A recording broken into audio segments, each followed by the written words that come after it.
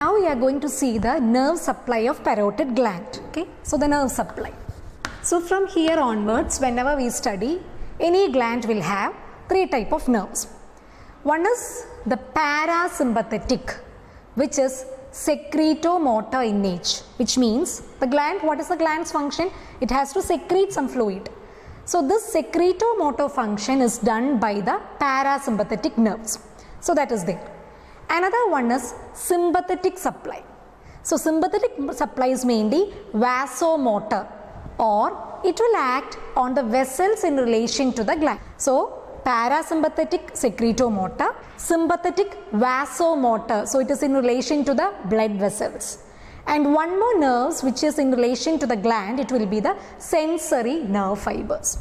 So the major salivary glands, whatever you are going to study, all of them will have these three. Parasympathetic secretomotor helps in the secretory function. Then sympathetic vasomotor in relation to blood vessels, the constriction, dilatation of the blood vessels. And finally we have the sensory, okay, the sensations. So these are the three types of fibers. So first we will see how the parasympathetic supply is reaching the gland. Okay. So in relation to salivary gland, the main parasympathetic ganglia, it is nothing but the otic ganglia.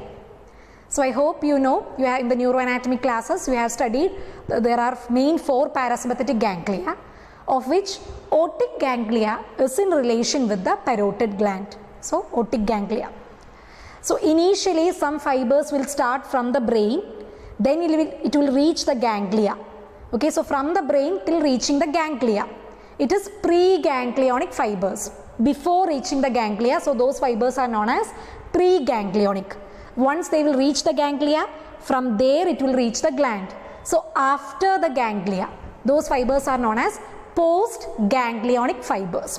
So whenever you are studying the parasympathetic supply, you have to know which are the preganglionic, before reaching the ganglia, the fibers, and after reaching the ganglia, the fibers, that is nothing but the postganglionic fibers.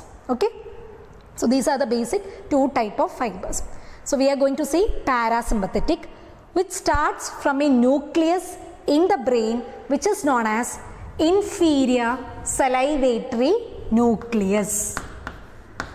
So for the time being, just study, there is a nucleus inside the brain which is known as inferior salivatory nucleus.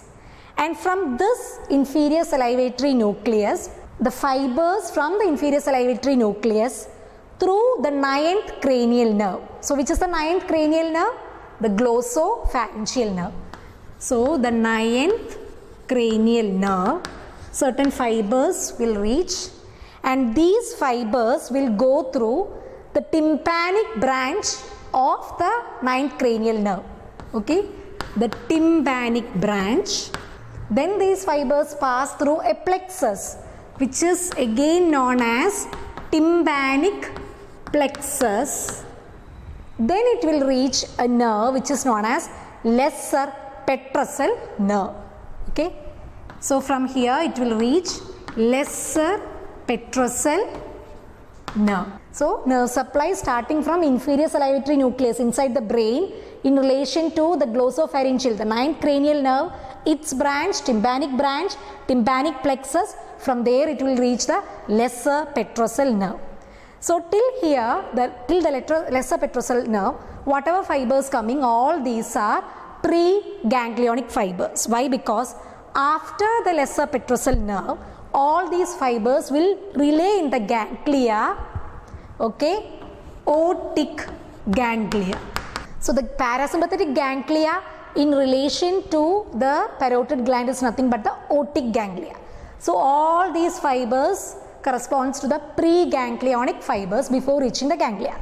And from this otic ganglia, now the postganglionic fibers will reach the gland through another branch which is known as the auriculotemporal nerve. Okay.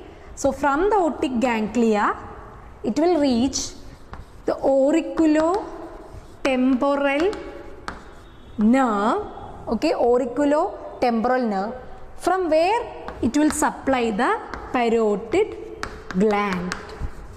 Okay, so this is how the parasympathetic supply or the secretomotor fibers will reach the gland, starting from the inferior salivatory nucleus brain through the glossopharyngeal, the ninth cranial nerve, through its branches and plexus, the tympanic branch, the tympanic plexus, another nerve in relation, lesser petrosal nerve. These many fibers, preganglionic, reach the otic ganglia. Then from the otic ganglia through the auriculotemporal nerve, which is a branch of the mandibular nerve, okay, it will reach the parotid gland, and because of its stimulation and its action, the secretomotor function of the gland will function. That is parasympathetic. So please keep in mind, otic ganglia, parasympathetic, preganglionic, postganglionic. So glossopharyngeal nerve in the preganglionic part, then postganglionic through the auriculotemporal nerve. Okay, and I already have seen the auriculotemporal nerve emerges through which aspect of the parotid gland? Through the base. Okay, it will emerge. This is the parasympathetic supply. Then the other supply, that is a sympathetic. It is very simple. Sympathetic means vasomotor in relation to blood vessels. So some plexus of nerves in relation to middle meningeal artery, okay, will cause the sympathetic supply of the parotid gland, and this middle meningeal artery is a branch of the maxillary artery, which in turn is the terminal branch of external carotid artery. So we know the two terminal branches of the external carotid artery, that is the maxillary artery and the superficial temporal artery, are in close relation with the parotid gland. Sympathetic supply is through the plexus around the middle meningeal artery, which is vasomotor in nature. So that is also over. Now one more type of nerve fibers reaching the gland is nothing but the sensory fibers. It is also easy.